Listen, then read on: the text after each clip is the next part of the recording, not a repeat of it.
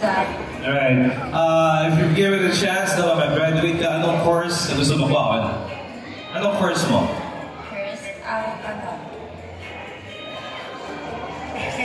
Flight attendant.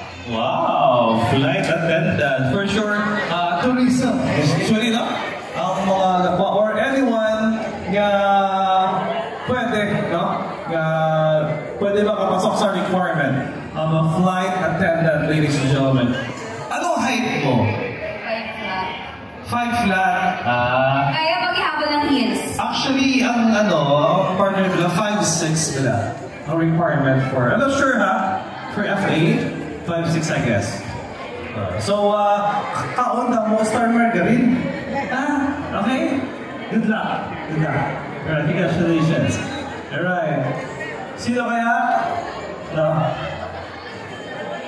Can you number what again?